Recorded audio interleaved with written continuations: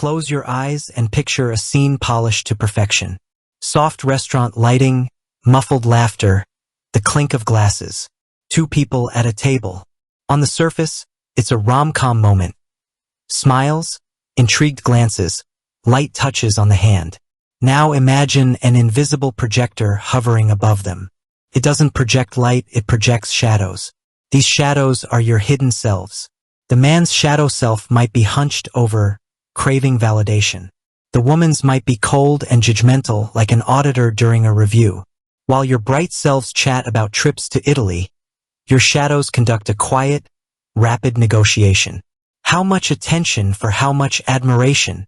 How much illusion of being chosen for how much emotional support? You don't hear this bargain, but your nervous system feels it. And your entire date, from the first look to the last text, isn't a meeting of two souls. It's a complex financial transaction on a dark exchange, where the currency is your emotional state, and the goods are your sense of self-worth. You were raised on a narrative that's today's most effective trap. They told you, be genuine, be yourself, seek a kindred spirit, focus on shared interests and mutual attraction. This narrative suits society. It upholds the myth of a fair world and romantic love. But in the real human landscape, with its ancient instincts and social games, this mindset isn't just naive, it's crippling. It has you wandering financial districts with a sign saying, I trust everyone, shocked when they take everything you have. It blinds you to the real languages spoken in the relationship market. The language of status, resources, hidden traumas, and compensations. Today, we won't cover top 5 dating mistakes. We'll dissect the mechanism itself. We'll perform a vivisection of what really happens in the space between two people as they smile and size each other up. The harsh, dark truth we'll uncover is this. No date is a neutral introduction. Every date is an unconscious exchange, where each participant is simultaneously seller, buyer, and product. Love, understanding, passion, these are possible but rare byproducts of this trade, not its original goal. The goal is always more primal and selfish, acquiring resources to fill an internal void. Today, we'll shatter the core myth fueling your frustration, the myth of pure intentions.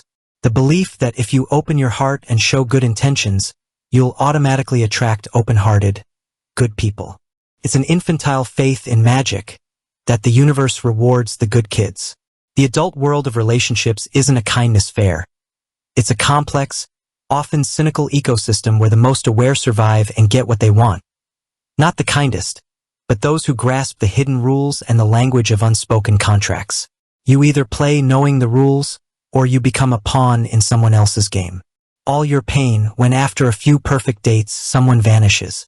Your confusion when your seemingly ideal partner starts making odd demands. Your sense of being used when you're drawn into an emotional affair, then discarded like a spent tool. This isn't bad luck or everyone's an asshole. These are direct, inevitable outcomes. Symptoms of participating in a deal without reading the fine print. You thought you were selling love, but the buyer wanted a temporary ego boost. Goods delivered, client gone. Transaction complete. You just didn't know the terms. Insight 1: The self-esteem exchange. How your confidence becomes a bargaining chip in the first 15 minutes. You walk into a cafe, spot her, spot him. There's an initial millisecond assessment, but it's not about beauty or style alone. It's about how this person might impact your own self-worth. Your brain asks, does this person threaten my status? Could their attention boost my standing in my own eyes? What's the exchange rate? How much mental energy do I need to invest for a unit of their approval? That's why your behavior in those first minutes isn't just nerves. It's putting your inner value up for auction. If you're fidgety, agreeing too quickly, forcing compliments, hanging on every word, you're shouting without speaking, my value is low. I'll trade lots of attention and energy for a tiny bit of your approval. Buy now while it's cheap. This attracts only certain investors, those hunting for undervalued assets to quickly inflate their own sense of importance. On the flip side, calm presence, comfort with pauses, no rush to prove yourself. That signals stable, high-value currency. My inner worth is strong and steady. My self-esteem isn't tied to your quotes. If you want to deal with me, offer something equal. This draws different players, those seeking a partner, not a resource to exploit. But you're not just a passive item in this trade. You're a buyer too. On this invisible exchange, you're chasing what you lack. Often, it's not love but validation. Proof that you're desirable, smart, interesting, successful. You're looking for someone to act as a living mirror, reflecting a better version of yourself. And the most dangerous scenario, when two people with low inner value meet, both seeking affirmation from the other. It's a deal between two bankrupt souls. They start feeding each other's illusions, building a fragile bubble of perfect romance that bursts at the first clash with reality, when one stops supplying the expected dose of validating currency. Insight 2. Trauma as the guide. Who really chooses your partners? You think your partner choice is about taste, logic, or chemistry. In truth, for most people, it's not the adult, rational you calling the shots. It's a scared, wounded child at the wheel, not looking for a partner, but for a replay with a twist.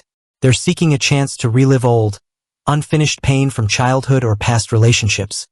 But this time to win, to get love where there was rejection, to fix the mistake. Suppose as a kid, you felt parental love was conditional, praise only for achievements. What does your psyche do now? It hunts for partners whose love is also conditional, earned through accomplishments. Your successes, tangible proofs, status. You'll feel an intense, inexplicable pull toward them. Really, you're drawn not to them, but to a familiar relationship structure where you know the rules. To get love, you have to work. It's safe for the mind because it's predictable, even if it hurts. So, the first date isn't really two people meeting. It's two detective agencies exchanging files in seconds, scanning what unmet needs, what old wounds, what love-getting methods, through suffering, achievement, rescue, are wired into the core code. And if the codes match, that's when you get that incredible chemistry, that deep connection. In reality, it's the resonance of two wounds, two deficits. You don't complement each other. You mirror each other's unhealed parts. From the first seconds, your interaction isn't information exchange. It's mutual probing for suitability in an old, familiar drama. Insight 3. The silent agreement. What your body signs while your mind listens to childhood stories. While you're chatting about books and music, your subconscious minds are sealing a deal. Not in words, but through micro-expressions, tone, and energy. This shadowy contract might read like this: I'll let you feel strong and needed by showing weakness and issues, in exchange for your care and resources, time, money, attention. Or, I'll be your shining trophy, enhancing your life, giving status and admiration from others, in exchange for your unwavering admiration and financial support. Or even, we'll nurture our shared trauma together, unavailability, drama, to justify our inability to build healthy relationships. Disaster strikes when these unspoken contracts don't match. You, driven by your trauma, signed the rescue deal. I'll save you, and you'll make me feel heroically needed. But the person across from you, from their own wounds, signed the worship deal. I'll be perfect and unattainable, and you'll chase my attention forever, affirming my uniqueness. You both honor your own contracts, but your partner doesn't deliver on the other one. Frustration builds, anger flares, and betrayal sets in. I'm doing everything for you, but you're so cold. I never asked you to save me. You pushed it on me. It's a war of contracts where both sides are right and both lose. All that confusion early in relationships, when someone acts strangely or pulls away without explanation. It's not always games or manipulation. Often, it's just one side terminating an unprofitable or mismatched deal. The transaction falls through, the exchange closes, and there's no language to explain it because the agreement was silent. So, what's the way out of this hell of unconscious deals and traumatic auctions? How to stop being a commodity or a blind buyer? The path to freedom. From shadow to light. From unconscious transactions to conscious connections. Step 1. A ruthless audit of your inner ledger. Before hitting the market, take stock.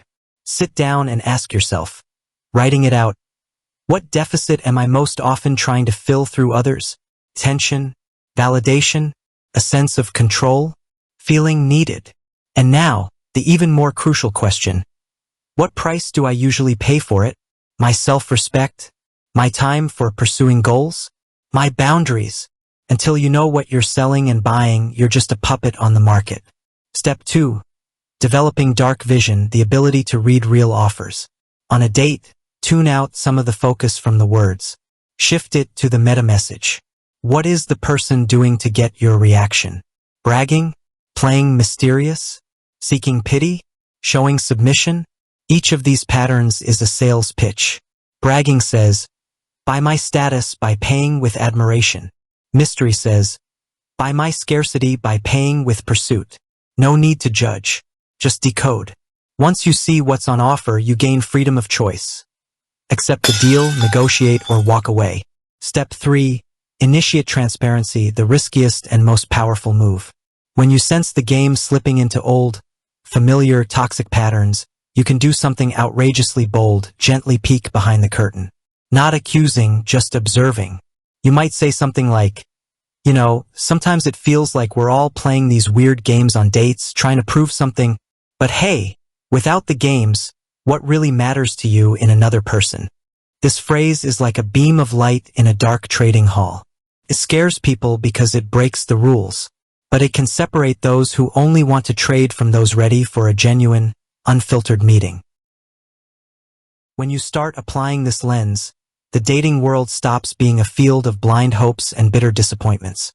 It becomes a space of clear choices. You see the mechanisms. You understand the language. You no longer believe in chemistry as magic. You spot it as a potential sign of resonant wounds that need checking. You stop being a commodity because your value becomes internal, not market-driven. The dark truth about hidden motives isn't a call to cynicism. It's a call to sobriety, to growing up. It doesn't rob you of love. It clears space for it, sweeping away the junk of unconscious deals and traumatic contracts. So that love, if it comes, arrives not as a drug filling a void, but as a generous gift between two whole, independent people with nothing left to secretly beg from each other. You're no longer a naive player believing in fairy tales. You're a sober observer who knows the rules. And now you have a choice. Keep playing the old games, aware of the cost, or create your own rules. Rules where you don't sell or buy, you just connect. Where you let yourself be seen not as a set of desirable traits, but as a complex, living, real human story. The deepest, most hidden motive of any date is trying to meet yourself through another person. To see your reflection. To hear the echo of your desires and fears. Recognize this motive. Satisfy this thirst yourself. Through self-exploration, acceptance, friendship with yourself. And then, stepping into the world, you stop being a hungry hunter for reflections. You become a whole person, ready to see another whole person. And that might be the only date that truly matters.